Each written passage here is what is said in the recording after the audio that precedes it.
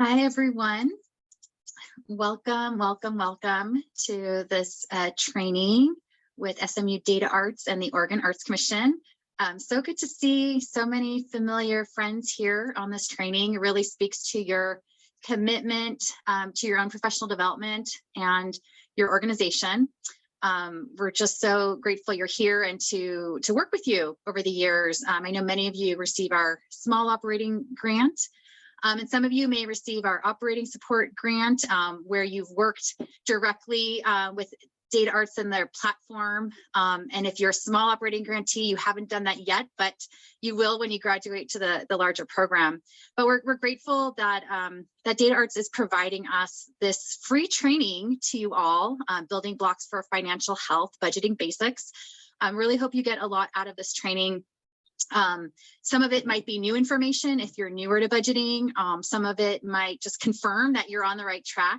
You will have an opportunity to ask questions, and there'll be another training in 2 weeks as well. So we're just glad you're here, and so glad you're just part of the Arts Commission family and all that you're doing for the arts in communities. I see representation from communities across the state. So we're really grateful for all the work that you're doing, and hope you really enjoy this training. So I will pass it on to Monica, who will be leading this training for us. Thank you. Thank you, Leora, and thank you to each of you, and hello and welcome. Thank you especially to our Oregon Arts Commission for partnering with us to provide today's session. My name is Monica Lewis. I use she, her pronouns, and I am the Engagement Associate at SMU Data Arts. I'm going to pause and provide a physical description. I am a cisgendered African-American woman. I'm in my mid-30s. I'm wearing a white blouse and twisted natural hair that's pulled back, and I have a blurred background. I would also like to take a quick moment to introduce two of my amazing colleagues who are here to support today's session. First, we have Katie Ingersoll, who is our Director of Programs. And Katie will be facilitating all of our chat and the questions that were received during our time together. And I also would like to take a moment to introduce Rochelle Brisson, who is our Programs and Office Coordinator. And Rochelle will also be in the background supporting the chat and providing any technology assistance that anyone may require and need. I do want to pause and give Katie and Rochelle a moment to share their pronouns and physical descriptions. Thank you, Monica. Hello, everyone. My name is Katie Ingersoll. I'm the Programs Director at SMU Data Arts. Really happy to be here today. My pronouns are she, her, and I am a white woman in my late 30s. I'm wearing a black cardigan, and I have shoulder-length brown hair, and it's really good to see you all. And hello, my name is Rochelle Brisson. I am the Program and Office Coordinator here at SMU Data Arts. My pronouns are she and her. A cis white woman with shoulder length brown and pink hair, and I'm wearing a olive colored blouse with a ruffled collar. Thank you both. And I just wanted to point out for our next webinar in a couple of weeks, Katie will be our amazing facilitator. But today we're going to go ahead and get started with our conversation. But I do want to start with a little bit of housekeeping. And first, I would like to acknowledge the lands that we're on today. While we come today on a virtual platform, I do take this moment to acknowledge the lands and its stewardess. From coast to coast, we acknowledge the ancestral and unceded territory of all First Nations people. And we at SMU Data Arts specifically honor the Apache, Caddo, Comanche, Cush-Ata, Tonkawa, the Wichita and affiliated Kichi, Waco, Taiwakoni, and Lenni Lenape peoples, upon whose traditional territories SMU Data Arts now exists. And I do invite each of you to utilize the chat feature to share your own local and personal land acknowledgements if you would like to. And a bit of housekeeping. During today's presentation, I will ask that you remain on mute. Today's engagement will have some opportunities for you to ask questions and to unmute yourself and share some of your questions that you may have. But during the presentation components, we do ask that you remain on mute, and that's just to ensure the best sound quality. We are recording today's session. And we do want you to take a moment to explore some of your Zoom features. Chat will be your #1 way to communicate with us as we are presenting. So feel free to utilize that feature. Katie and Rochelle will be in the background to assist you. And if you would like to activate closed captioning, that feature is available to you. Simply click the CC icon on your Zoom dashboard and you'll be able to activate that. And finally, I want to make sure I say this. During our time, after we've met, we'll be sure to send a follow-up email. And that's going to include a number of resources that we'll talk about today, along with our presentation and slides. So you'll be able to review these resources again or share them with a colleague who is unable to join us. And I just want to share a note. I think Leora mentioned this before, but today's presentation will come from a lens of newer organizations, unaudited organizations, organizations with smaller budgets, and even for folks who are just not as comfortable or familiar with creating a budget. So I do want to share that that's the lens that this presentation will come from. And so again, we do hope that you're able to find these resources valuable and maybe to even share them with colleagues who aren't able to join us. All right, now I'm officially ready to get started, and I will share, I'm going to stop showing my camera as we go through this session, but I will come back as we do our Q&A so that you can see it, so that everyone can focus on the screen.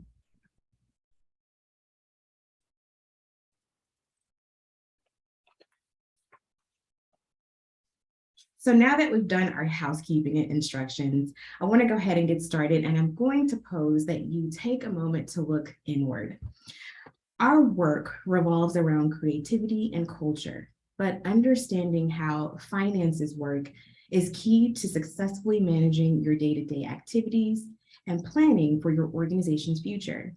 And you'll need to know some things, like how do you record all of the personal contributions you make to your organization or project? How much will it cost you to offer 3 programs next year instead of your usual 2?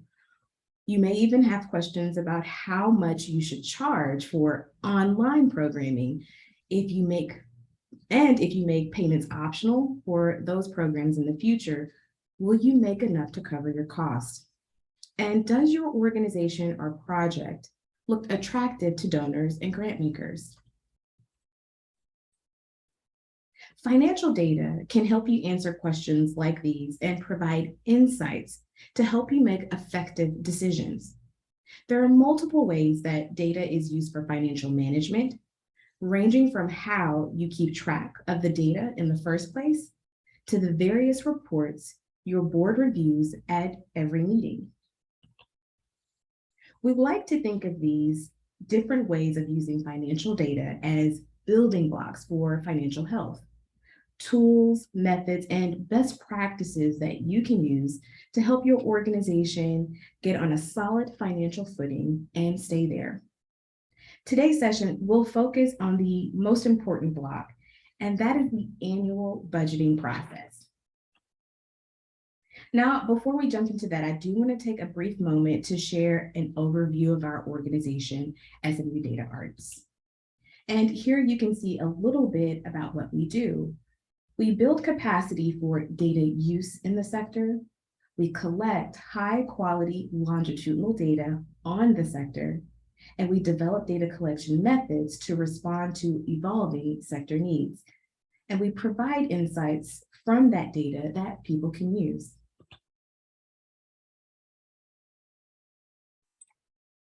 So here are our goals for today. And we hope that you come away with an understanding of the importance of creating an annual budget and strategies on how to create and use the budget template and how to add your numbers into your template budget. We'll talk about how to analyze a budget and make mid-year course corrections. And finally, we'll share some resources on the topic so that you can continue to explore with your staff and your board members.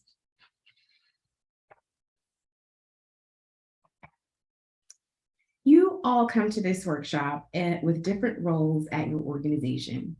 You may come with different missions, different capacities, but with few exceptions. No matter what your role is at your organization, your job will most likely intersect with your organization's finances in some way. You could be the fundraising person on your team, or you may be the person that does all of your financial data entry.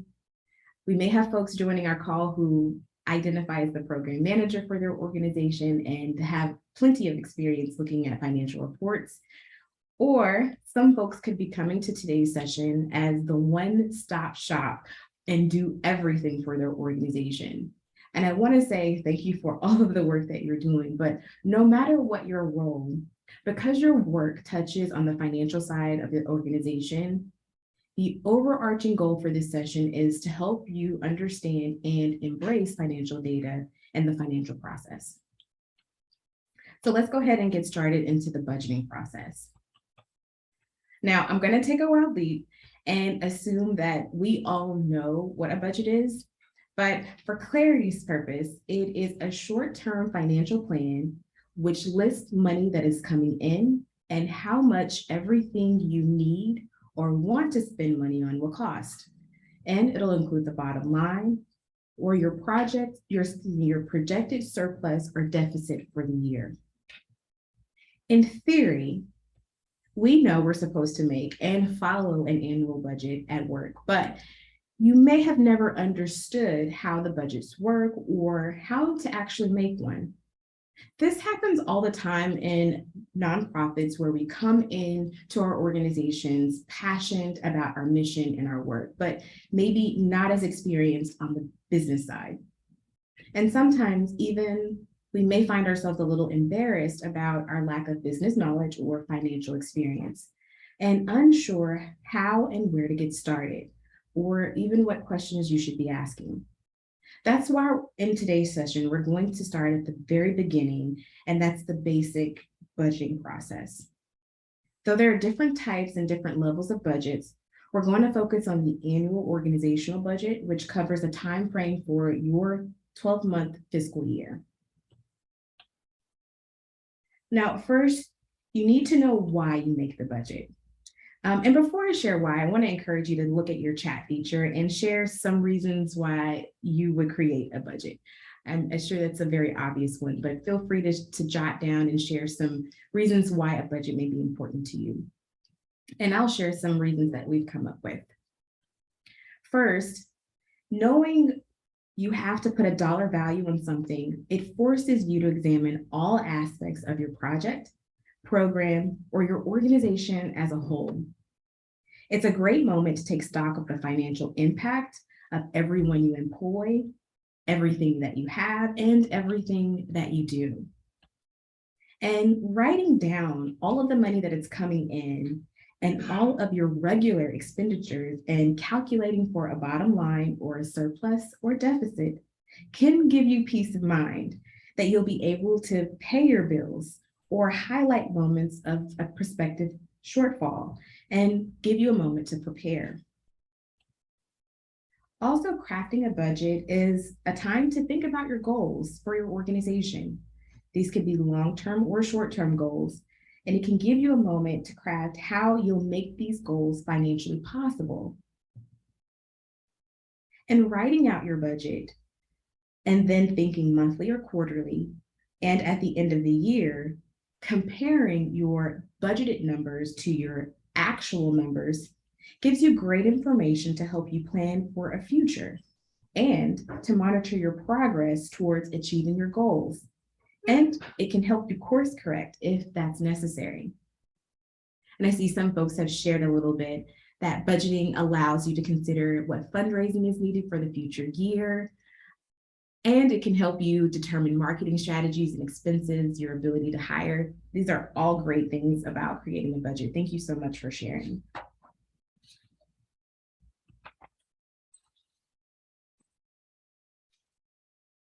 Now, I want to continue. A budget is a financial plan, essentially, and it's a plan, and the plan is the key word here. Budgets contain projected numbers only and how much you think you're going to spend and how much you think you're going to receive. This is a bit different from your financial statements or your financial reports that contain actual numbers about how much you actually spent and how much you actually had come in the door. I emphasize this because language is important, and I know that you know this, but When you're reporting to your donors and your grant makers about how your year went, you always want to utilize actual information. When you're telling grantors or other supporters about your plans, projected plans, the financial aspect of your organizational goals, that's when you'll want to utilize your budget. Now, when you use your budget or when to get started, it's important to remember that a budget is a plan for the future. Your budget for your next fiscal year should be finalized before the end of your current fiscal year. Ideally, you'll start preparing your budget for the next year about 2 to 3 months before the end of the previous fiscal year, after the organization has thought about or set specific goals for the year ahead. So if your fiscal year ends on June 30th, you may begin working on your budget in early April. And that's to give you time to review and make revisions, and then have your budget approved by your full board before the end of your fiscal year. And I know this sounds obvious, but the larger your organization is, the more departments you may have and more programs you may have, you may find that there are more moving parts in your budgeting process. And this could take longer, and so you will want to plan accordingly. You may wonder, why do you need so long to make your budget? As you'll see in the future slides, you may need several iterations of this budget. You may need to do a bit of research, some brainstorming, or have a review session with your board or finance committee to make sure that you can achieve the programmatic and financial goals that you set. Leaving yourself plenty of time can help you create a great financial roadmap for your organization. So how do you make a budget for your organization? Strange but true, creating a budget doesn't actually start with numbers. It actually starts with a list or a budget template. I don't know if you're like me, but I like to make lists. I like to make a shopping list before I go to the grocery store, and I'm going to use this analogy a lot in the next few slides. If I don't make that shopping list, I will inevitably forget something. And my plans for dinner or for the week's snacks, they may not go as I planned without this list to guide me. And I want to say that budgeting works in the same way. You'll start with a broad list of everything that goes on at your organization. So you'll include all of your programs, all of the ways that money comes through the door, all of the things you spend money on, and all of the people you pay or wish that you could pay to do something. Then you'll add details, as many as you can think about each item. I encourage you to ask everyone at your organization for help with this part so that you don't forget anything. And notice with this example, there are some items that are similar. The next step is to put all of these items and then organize them by combining similar items. You may find that you need to review and then organize items over and over, because like any list, a budget is much easier to understand when it's well organized.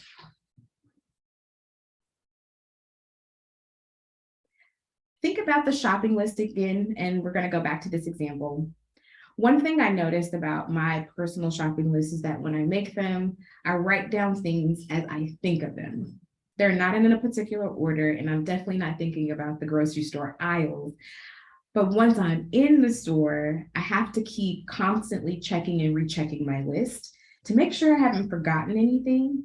And when I think I'm almost done and out of the grocery store, I realize I may have forgotten something and have to go to the back of the grocery store to find that item.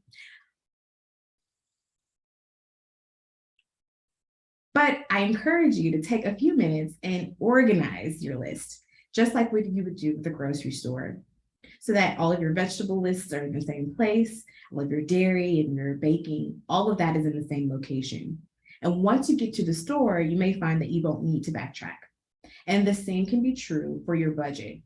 Once you have all of your detailed lists and activities, the next step is putting like things with like. These lines And these categories are the foundation for your budget. Okay, one last shopping and grocery store parallel. I often find myself grocery shopping after a full day of work. And at that moment, I'm going to be honest, I don't have a full idea of what I need and what I would like to eat that night, let alone for the next few days. But I do know that the internet is full of grocery lists, just like the one that you see on your screen. All I have to do is just find the best one that suits me and make a similar list and customize it for the things that I generally shop for. It's going to make sense, this connection. Every time you shop, you just print out your customized list, you tear a page off of your pad, you check off some of those boxes, and now you're all set. You can do the same process with budgets. There are many nonprofit budget templates out there, and what I like about them is that they give you a great starting point. They're not necessarily right for your organization, but a list that you can add to and modify and change, and you can highlight what is right for you. Now, we've created a budgeting template at SMU Data Arts, and I'm going to encourage my teammates to share that with you, just so if you're finding yourself at a starting point, you'll have that. This template also contains a sample chart of accounts, which is a topic that we will explore in our next time together. And again, if you find yourself not wanting to look at that template right now, we will be sure to share that with you in our follow-up email. Whether you make your own list of revenue and expense areas or start with your own ready-made template, the result is one that everyone at your organization should use, whether they're creating a departmental budget or a project budget for a grant or a budget for the whole organization. It's one that you should use every year in budget time. Once you have your list or template ready, it is time to bring money into the picture and add dollar amounts to your budget.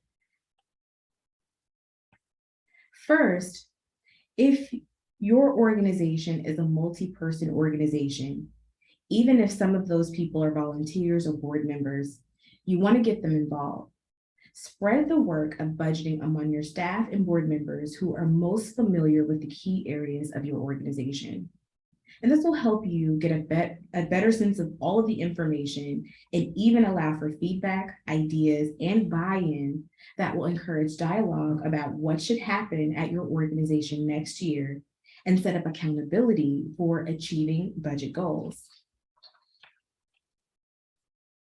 Give everyone a copy of your master template. Assign them areas of the organization to work on, a project, a department, etc. Have them fill in. Everyone using the same template, even if they leave line items that don't apply to them in blank, it ensures that you'll be able to collate the information easily and use everyone's information to make the organizational budget. For each line, whether it's revenue or expenses, enter either amount you think you will receive or the amount you will spend in your next fiscal year, and jot down some notes or assumptions that led you to those numbers. If you have a budget from the previous year, before you add in any numbers for the next year, review last year's budget and your most recent financial results for each revenue and expense line item. You'll want to compare each budgeted line to your actual financial results to date and record the difference between the two. This is called variance by analysis. As you go through each line and note where there are differences or variances, make sure you understand why the budget numbers are different from the actual numbers. There may be differences because your fiscal year isn't over yet and you still expect to spend or receive money. There could be variances due to something may not happening that you planned for. Maybe you expected to bring in a program that had 100 paying attendees, but it only brought in 50. Or something majorly unexpected could happen, like a pandemic. Here's an example using expenses. If you budgeted to spend $100 on program supplies, but you actually spent $200, the variance or difference between the two numbers is negative 100. You spent $100 more than you thought you would. And here's the analyst part. Did you spend the money because you forgot to budget for some of the supplies that you needed? Or did you spend the money because prices were higher than anticipated? And did you spend more because you thought you were going to offer the program 3 times, but actually ended up doing it 6 times? So you needed twice as many supplies as you originally thought. Going through this exercise of understanding each variance will help you not only understand what happened last year, but it can also help you think about whether those circumstances apply next year. And ultimately, it can help you decide what amount you would like to put in each budget line. If your organization did not have a budget last year, or you've added a new program or new lines to your budget template that you didn't have in the prior year, rather than make even educated guesses about the numbers to add in those new line items, we encourage you to do a bit of homework, some research to help you put a budget in place. Let's say your organization plans to produce a one-woman show. It can be done online or in person, so it's a good option to put in plan for the future years. And right now, there's a budget figure of $10,000 in there. You may be wondering, where did that number come from? Now, for this example, I just made that number up. But in a perfect world, before you add a number like that, you would like to have a conversation with a performer and have a negotiated amount to include, or at least have decided internally what's the maximum amount you can pay anyone for that performance. If you don't have information that's precise, take some time to talk to your colleagues who may have had similar programs and ask how much they paid for performers and anything along those lines. Doing this kind of homework or research, we know it takes time, but it'll result in a more accurate information for your budget. And just as a reminder, especially for new items, make sure you jot down those notes and assumptions so that you know how you arrived at those numbers later on.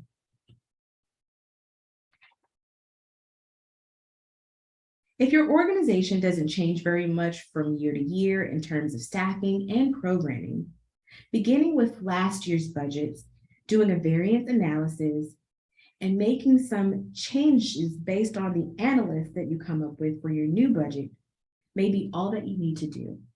And this is called incremental budgeting. But in reality, most of our organizations do change every year in big or small ways, or there are ways that we want to change and goals that we would like to achieve. Maybe your organization is trying to build back a reserve after this pandemic we've experienced. Or maybe your goals that you've related to in equity that you would like to put in effect, they will impact your budget. Each of these changes or goals will have an impact on your budget, so I want to show you a couple examples. Maybe your board has given you the directive to achieve at least $10,000 in surplus next year so that you can have a cushion against future emergencies. Before you can make any adjustments to your budget, you need to have discussions with your board and staff about how you're going to achieve that goal. Maybe through fundraising, increased earning revenue, decreased expenses, or all three, and then adjust those detailed lines in your budget. Maybe you've applied for and received a grant to fund your goals of expanding to online classes that you offer beyond the regular business hours to evening and weekends. This means making changes to several budget line items. On the revenue side of your budget, you'll need to include that grant revenue and any additional tuition fees that you expect to receive. On the expense side, you may need to do a little math and maybe a little research to figure out how to adjust your expenses lines in your budget. You'll need to figure out how much you'll have to pay staff to teach those additional courses, whether you'll need additional supplies for those new additional courses, and if you have enough hours in your current online meeting account to cover those additional classes if you need to upgrade your system. Once you have answers for these questions, you can fill in or adjust your budget accordingly. Another budgeting method is called a zero-based budget, which is tantamount to the fresh start every year. And you may be wondering what I mean. So for example, if last year you spent 75% of your program budget on program A and 25% of your program budget on program B, the zero-based budget method doesn't assume that you'll have the same split of expenditures in the next year, but that you'll build a new program budget from scratch, thinking about your goals and plans for each program year. And this will include your priorities, your connection to your mission, and even new programs that you'd like to add. Last year's results may inform this year's budget, but each line item in expenses and percentages needs to be considered, especially in light of revenue expectations. So I've just broadly outlined 3 budgeting methods: incremental budgeting, which is making small changes to line items based on variance analysis; goal-based budgeting; and zero-based budgeting, as if they were completely separate and that you needed to choose just one way of doing things going forward. But in reality, most organizations create their own hybrid model of all 3 of these methods, and they'll choose what works best for them. There's no hard and fast rule on the right way to create your budget. There's no one true way, but once you find a solution that works for you and your organization, the key is to use it consistently from year to year. No matter what method you use to enter your numbers, rarely is budgeting ever done in one round. The next crucial step is to review and analyze. And you'll need to consider things like, does this budget meet program goals, departmental goals, and organizational goals? And if it doesn't, do you need to adjust your numbers, adjust your goals, or a combination of the two? Think about whether the numbers are plausible or accurate. For example, if your budget projects a deficit of $50,000, before you adjust your budget to simply add $50,000 to your individual donations so that you can break even, check your records first. If your donation history says that you typically get around $5,000 from your individual donors, suddenly getting $50,000 is maybe unlikely, and you may be better off at reducing your expenses instead. Finally, think about whether you have the capacity to achieve this budget with the resources that you have right now and what you've budgeted for. Do you have the staff, equipment, and space that you need? Or is something missing from your budget? As you're doing your review, highlight any items that are likely but unconfirmed.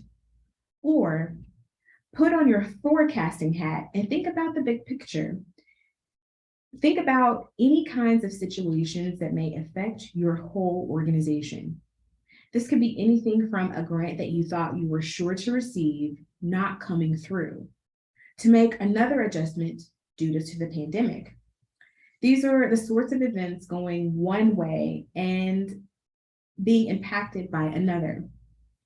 So we encourage you to be ready. Whatever happens, you may want to prepare several scenarios just in case you need to play out those in the future.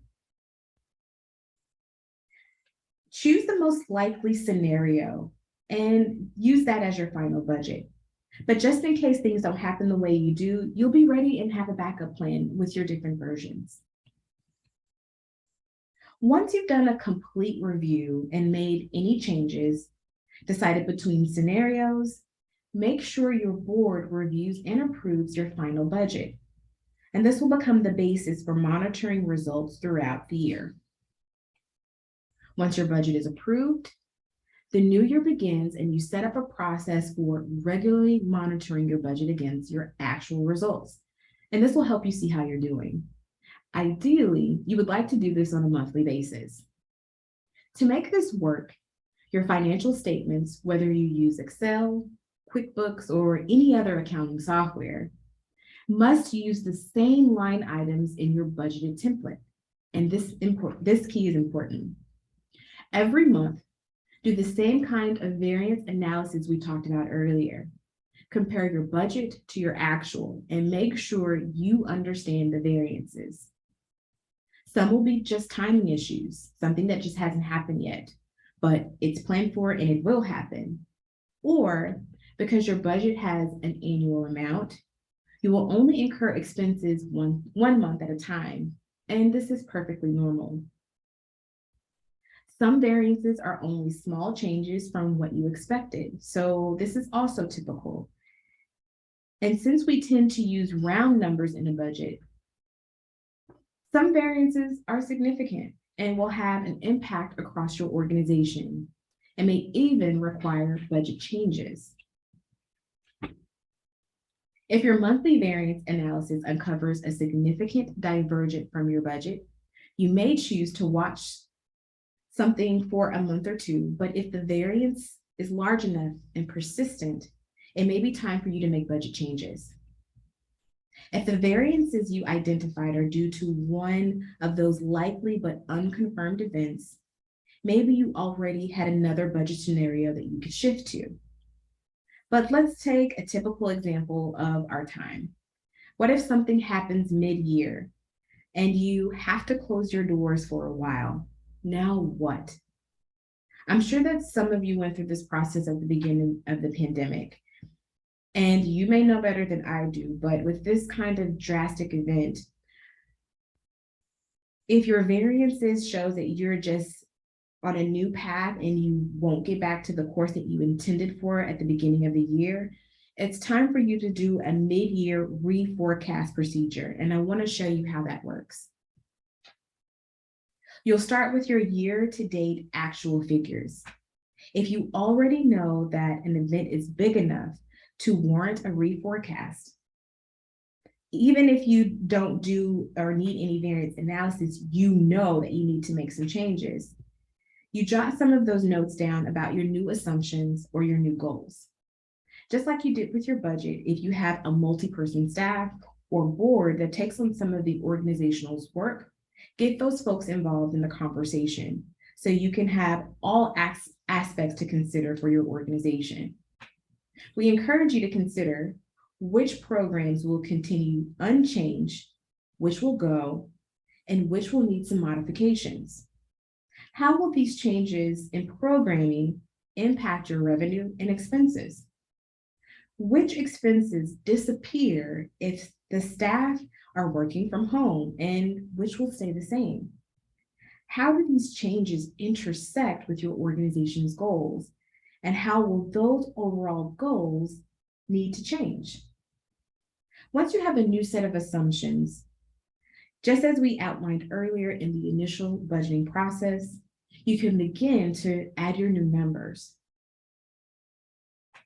Once all of your new numbers are in, do your review and analysis. Look at your new surplus and deficit calculation. Is it a positive or negative change? Are these numbers realistic? Do you need to make more changes or create new scenarios to cover various alternatives? Once you have a new set of budget numbers, make sure your board understands and approves of these new changes. Before we wrap up, and we've covered the budgeting cycle and the mid-year correction, I do want to mention a few other budgeting ideas and best practices. Depending on the size and complexity of your organization, you may need different levels of budgets. You may find that a program budget for each of your organization's programs is helpful. A budget program, which may incorporate several programs, as well as your whole organization's budget. All of these program and projects and detailed budgets should use the same they should use the same line items as the organizational budget. If you need or want more details in a program or project budget, make sure they roll up and align to the main budget. The typical way to make a program or project budget is to add a column for each of the main organizational budgets. Looking at the budget this way can also help you allocate some organizational expenses to programs. And even though the annual budget covers the entire fiscal year, to help you with variance analysis, it's useful for a budget month to month. Making a monthly budget can help you figure out if your needs in any given month is really key to helping you think about cash flow. For example, if your expenses are about the same every month, rent, salaries, insurance payments, etc., but your revenue comes in infusions several times a year, but not every month. If you know when the revenue is coming in, you can estimate how long you need to make that revenue last to cover your expected expenses, and whether you'll have money and money left over for one-time expenses like program supplies or independent contractor fees. Now, before I sum up, I want to acknowledge that with all of these lines and columns I'm proposing, a simple budget for your small organization or project has now suddenly sounded complicated and a bit overwhelming.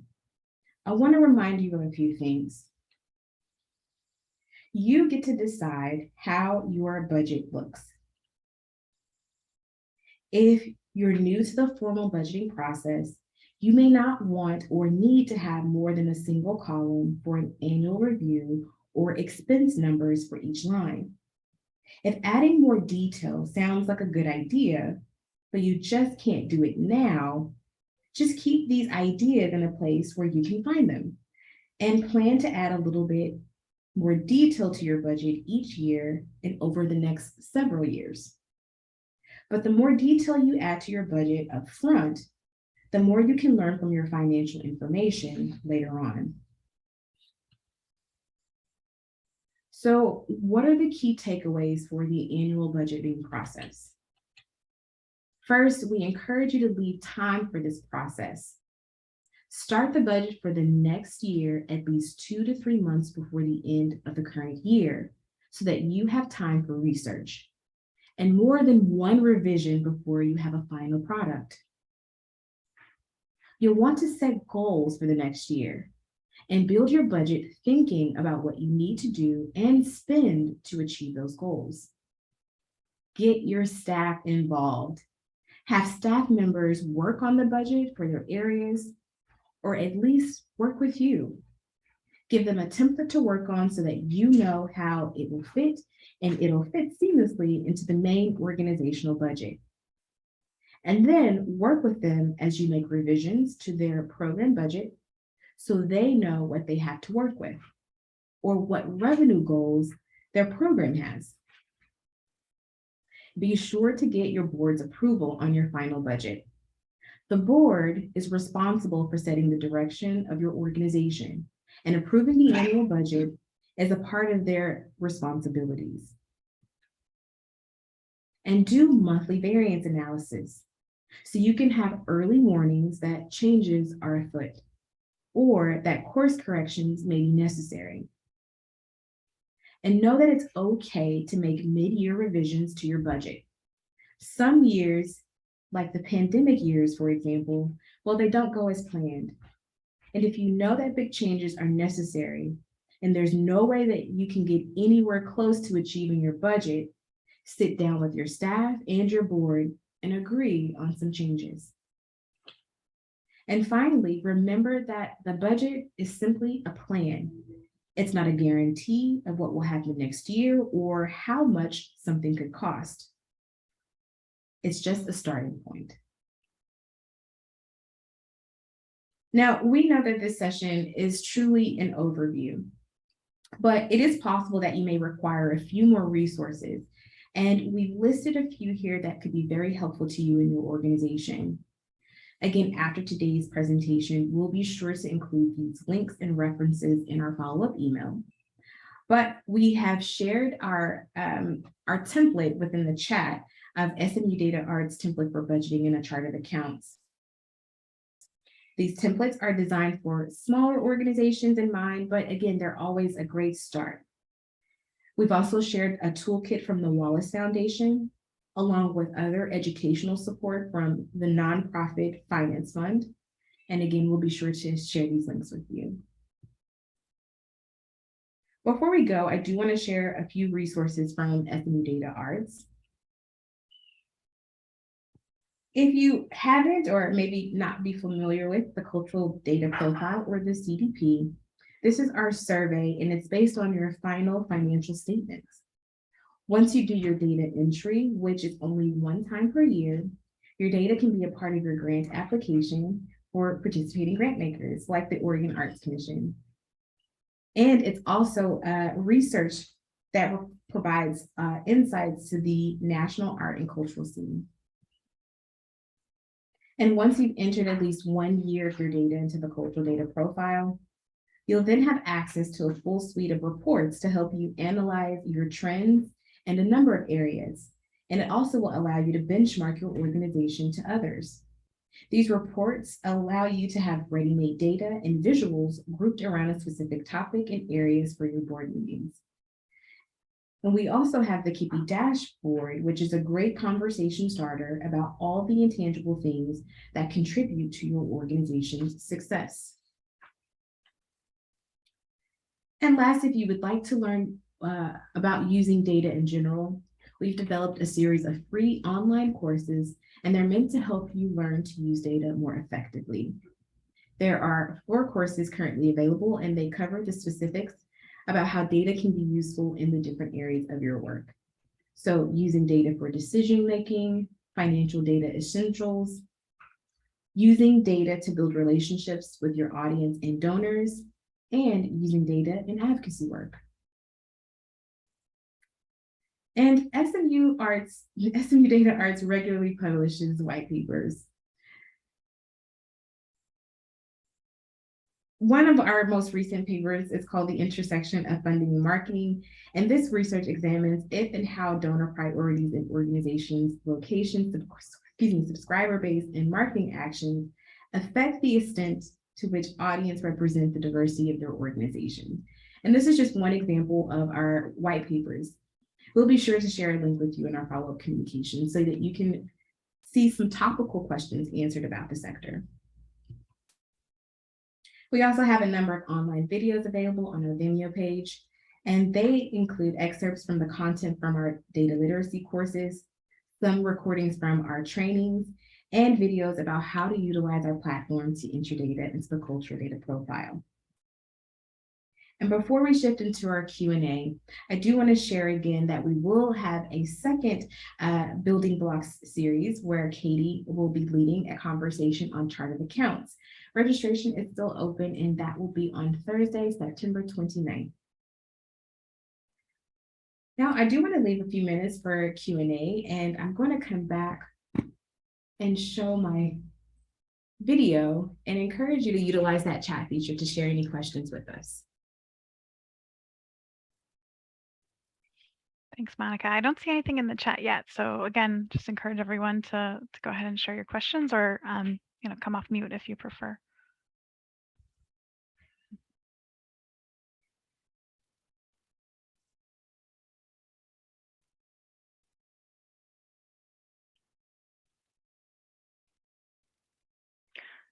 John, I see your hand is raised. Do you want to go ahead and share your question? Sure. Actually, it's sort of a comment. First of all, thank you all for what you've done. I think the process is really well laid out and very helpful. When we do the budget in the spring, rather than in April, May, June, giving a budget to the board each month, in the first month, we do what I call budget elements for the coming year. I don't talk about the budget, I just talk about the things that'll be different and the things that are same. Like we're going to keep ticket prices the same this year. Next year, we'll raise them. We'll keep musician rates higher this year. Just kind of talk through all that. We're going to raise the conductor's fee, those kinds of things. Our youth program is going to add a new program. So the board understands that and can give feedback. And then we ask, is there anything else the board would like us to consider in the budget? And then we take that, then the next month, that's April, then in May, we come back then with a draft budget, not for decision, just to get feedback from the board. They of course get it in advance of the meeting. And then in June, we go for a vote. Just a thought for you. I love that, John. Okay, sure. Yeah, thank you for sharing. I think, Monica, as you sort of mentioned the process of goal setting, and I think it's sort of a similar idea, right? You start with what you want to do for the year, and then you make the budget, which I love, and I think is really helpful. That's really helpful advice, and I love the idea of how you have included your board in that. Yeah, one other thing too, when you talked about quarterly analysis, monthly analysis, that's good, but it's really a lot of work. And if a group, I'm just going to propose this, if a group feels like they're just taking on too much, they might try quarterly analysis, just to make sure they're at least doing some analysis at a regular rate throughout the year. And then once they get the processes down, move over to monthly. Just a thought. Thank you. No, John, that's a really great recommendation. And you're talking about capacity, and it's a great point of reference. Yeah. And I think a lot, John, to your point, a lot of that is going to depend on, as Monica mentioned, how cash flows through your organization. Many organizations don't.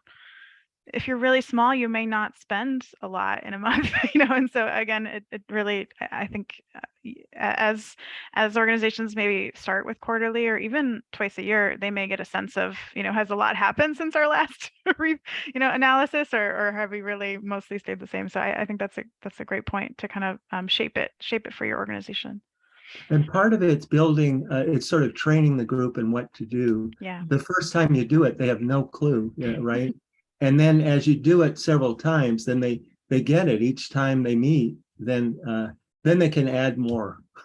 But it's the first few times that are the hardest. Yeah. Thank you. Thank you, John.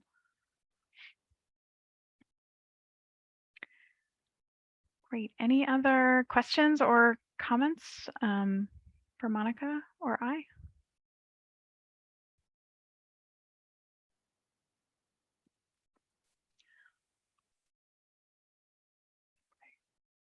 Well, it looks like we don't have as many questions, and that's okay. As we said, this was a great starting conversation as we prepare for our next conversation, which will be on chart of accounts. And I do hope that you come with some really great questions and an open mind and perspective. We do look forward to seeing you, but we do want to express our sincere appreciation to Leora and her team at the Oregon Arts Commission for allowing us to present this information to you. We do encourage you to stay connected with us. There are many ways to reach out to our amazing team. You, again, will get an email that will include all of the reference to some of the resources that we shared today. We'll be sure to include that template that we talked about. We'll also provide a recording and a PDF of today's slides, so that you'll have that as well. And we encourage you to share that with colleagues who may find this information very valuable. But again, we just want to say thank you. Katie, myself, and Rochelle will hold on to our webinar space for just a few more moments. But if you don't have any additional questions, we appreciate you joining, and you are welcome to jump off of our space if you would like to.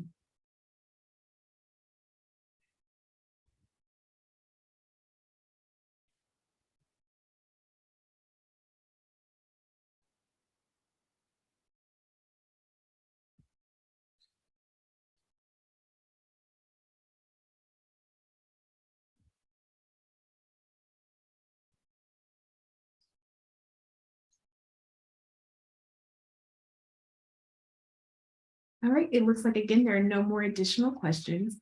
We will officially and formally be closing our webinar space. We look forward to seeing you in a couple of weeks. Have a wonderful rest of your day. Have a good day. Bye-bye.